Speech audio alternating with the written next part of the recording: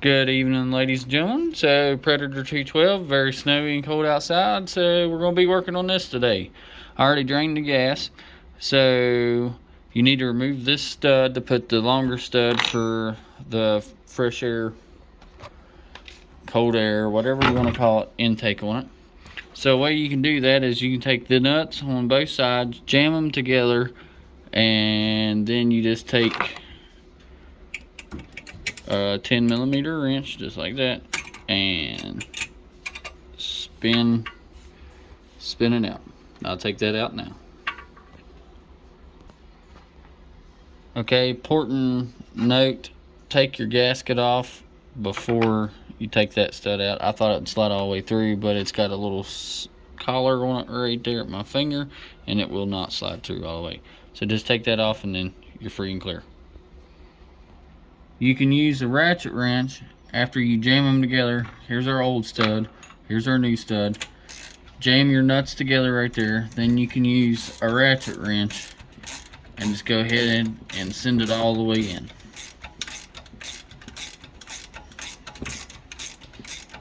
Just be careful not to pull and tear your little green gasket behind the carburetor. And this is the non-hemi, so that's why you have to change the stud. The hemi is different, it doesn't need the stud changed. Okay, so your new stud is in. You want to make this piece line up to where all of your jets openings and all that stuff is good to go. Then you want to take your choke hold down bracket just like this, make it loose so you can slide it on. So you'll slide that on just like this. Gotta get it lined up. So you slide that on like that, and then flip your choke bracket over just like that. And then we will tighten up the Allen head in the back. Comes with 2 supplied lock washers, nuts. Sorry, not lock washers. It comes with 2 lock nuts with the little rubber lock in them so it doesn't back off. Just like that. So I will tighten this up, and you'll just reach in from the side like this and tighten that up.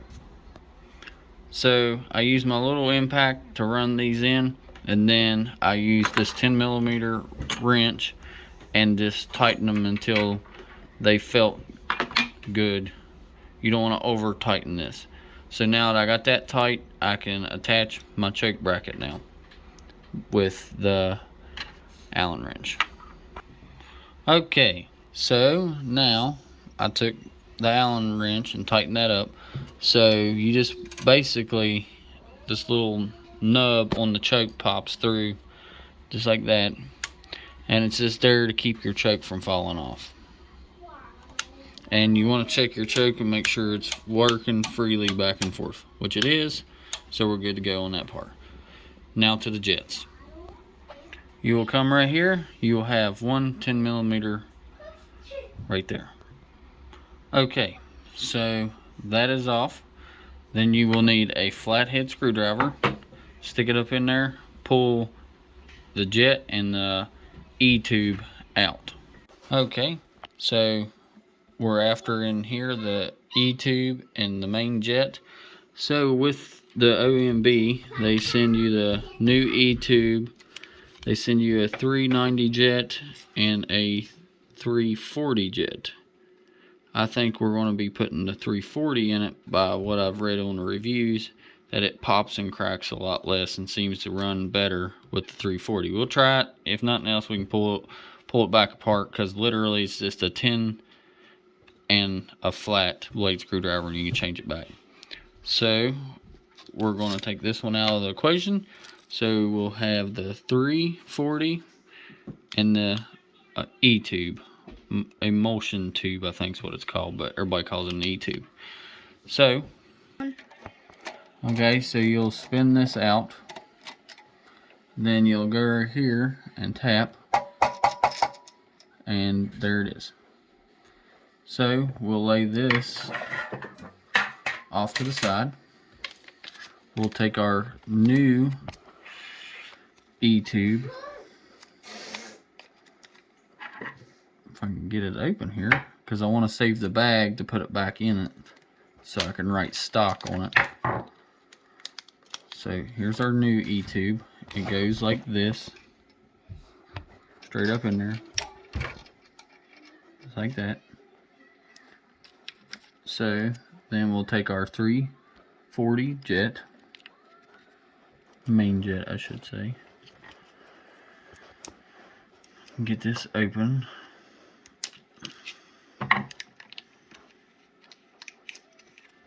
So just like that. Take your main jet, it's got your screwdriver slot, slip it up in there. And it does not have to be super tight. It wants to be snug, but not over tight, because you don't want to strip it. Alright, and that's what that is. Okay, so another important thing to note is make sure your gasket is set back up in there and it's not hanging down so you don't pinch it or rip it. If it comes off, just push it back up into this groove. Okay, so you'll make sure your little gasket's on there. You'll take this, center it back up, and you'll run that back down. And then you'll take your 10, if the ratchet part wants to work. It's being stubborn for whatever reason. So okay, so just snug this back down. It does not have to be extremely tight, because you will mess stuff up. Just good and snug, just like that. So that's good enough. And that's how you put the carburetor kit on the Predator 212 from OMB. Okay, so if you're putting this on a mini bike, anything that you'll be riding that will have any kind of turn, you want to take this low oil pressure sensor off, because if you do not, every time you go around the turn, it will slosh and it will read low oil pressure and shut off on you. So the way you take that off is you pop this clip open right here. It's kind of hard to do with one hand. Give me a second. So you'll take a flathead screwdriver, take it, stick it in the top, pop that up, pop this piece back out of the way, just like that. So once you pop that out, pull your wires, get all your wires out here. You can unplug it here, unplug it here. Man, that is a tight fitting. Then you will need an 8mm socket.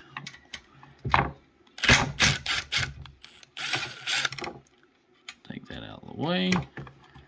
So then take this all out of the way and put the oil. I always put extra nuts and stuff in a container. So you can do two of options. You can wrap this with tape, or you can cut it off flush. I'll probably just roll it over, cut it off flush, roll it over, and wrap it up with tape right there. And then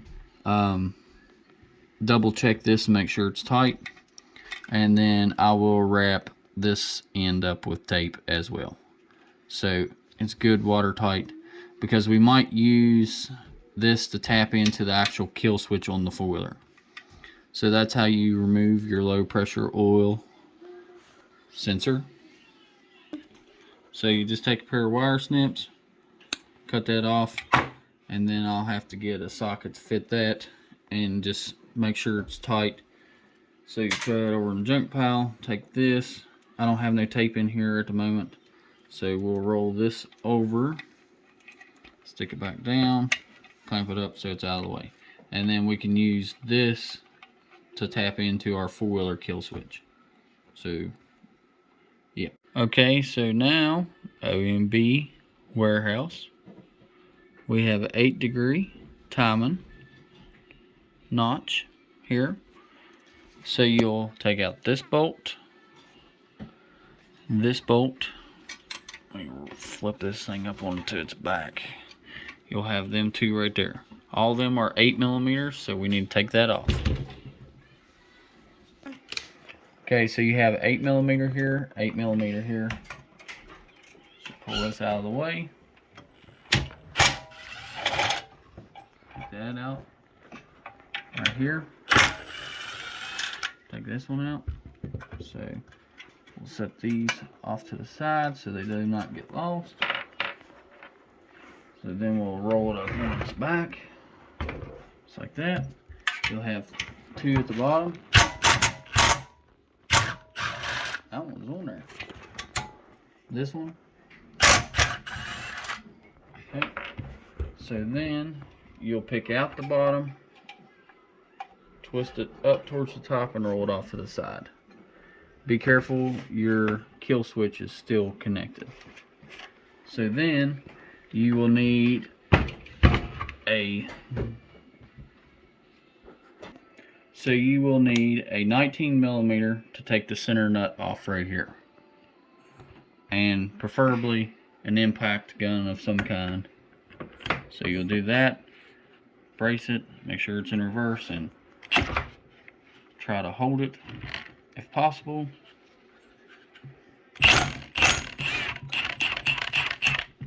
So there's our nut off. Switch this over out of the way. So then you'll pull this cover off. Take note of where everything's setting. So you'll have this third little hole line up with the hole right there. So these are all got dials through them. This little hole lines up right there. So you'll pull this off, set it out of the way, then you'll pull your fan off. So now you need to take a screwdriver. You will take your nut, screw your nut on there so you can have a nice smooth surface to hit, and we'll stick a screwdriver back behind here to put out pressure. I'll smack it with a hammer, flywheel will come loose.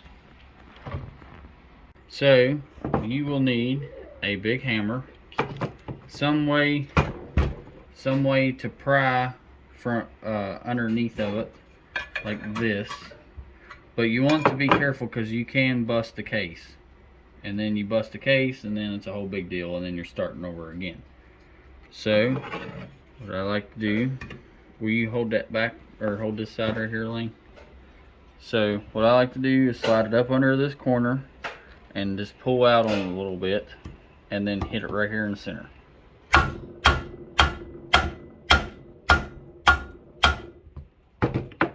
Okay, move just a little bit. So that's basically the concept right there. I just got to get more pressure on it. Okay, so after you get that, you don't want to booger up your thread, so hit exactly in the center of it. Or you can use a flywheel puller if you have one. I do not have one here for this little of a flywheel, so that's what we've done. So we'll tilt this forward so it's setting good, and then our flywheel is loose, so we'll bring this out just like that, and there's your flywheel off.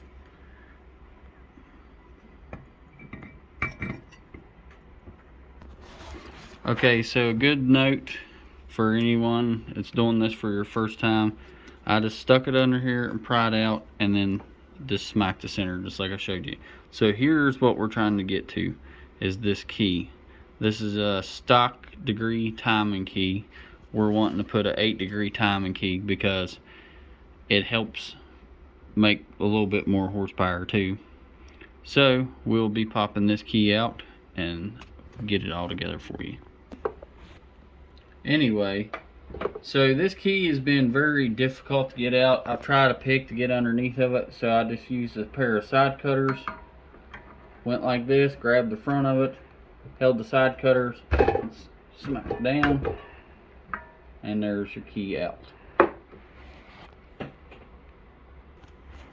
Okay, so if you look closely at this key, you see the part that goes down in here and then the stood up part here. So if you look, just explaining this for you, so the stepped up part will go away from the carburetor. So if you're looking at the engine like this, your stepped up part, get out of the light, the stepped up part will go to the front side. Okay, so when you're done, it should look something like this. It's stepped forward going this way. Here's the carburetor.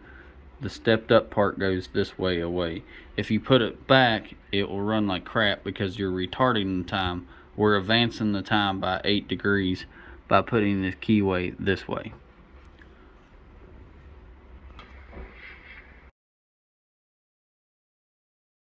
Okay, since our key is in now, we will get the flywheel. I'm trying not to get the magnets stuck on everything. So you'll line up your new keyway and get it, tilt it back so you can see the keyways lining up now. So then I'll just knock it back just a little bit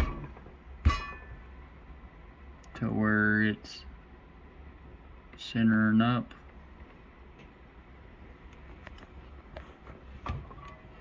Nope. And you will need where'd it go?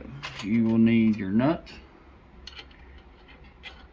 and we can go ahead and put the outer assembly together because we'll have to run it to 54 foot-pounds. Okay, so we got that lined back up now. So then we'll take our fan, put our fan on, then we'll take our black housing again here, get it spun, lining your little hole right there back up. Then we need our nut, put our nut on,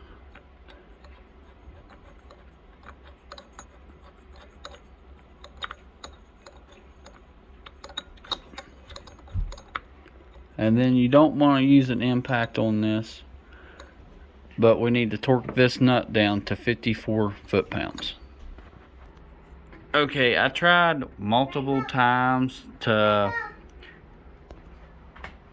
multiple times. I tried strap wrenches, I tried all that stuff. I tried putting a bolt in a crank and holding it. So anyway, this is what I come up with. I used a 3/8 wrench with a bigger wrench over it to hold the bottom side. Use a screwdriver through this side up to here to hold it. Not saying this is the proper way to do it. I just can't find the tool that they say to use for it. So this is what I come up with. And then I have my torque wrench fits right in the center of them, just like that. And the screwdriver, I'll let it come down. Then Lane holds the wrench up there, so it's holding it in two spots so you don't egg shape that. But I mean, let me get you a straight view of it. I mean, it didn't look like it bent it really, and it might have bent it just a little bit right here, but I mean, if it works, it works. And that's what I used, and it's at 54 pounds. Alright, so that's what I got, and that's what we did. Everything still lines up, everything spins freely, nothing's hitting. Compression stroke. So there's all that. So now we'll put the cover back on.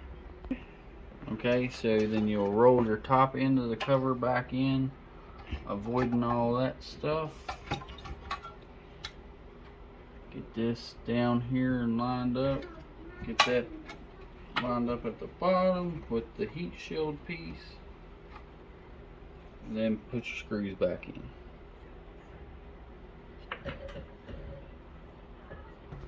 And Just put your 4 bolts back in. 4 bolts there. If y'all can find that flywheel or crank holder, whatever it is that goes on the back, I would highly suggest that, because I didn't think it was going to be that bad, and it was a pain in the butt. And oh, and I did see something else I wanted to point out to you. It says on and off stamped right into it for your gas flow. We ain't even got a tank on it, but I just figured I'd show you all that, because that might be helpful to someone. But yeah, so there's our 8-degree timing. Put in our Predator 212. All right, on to the next step.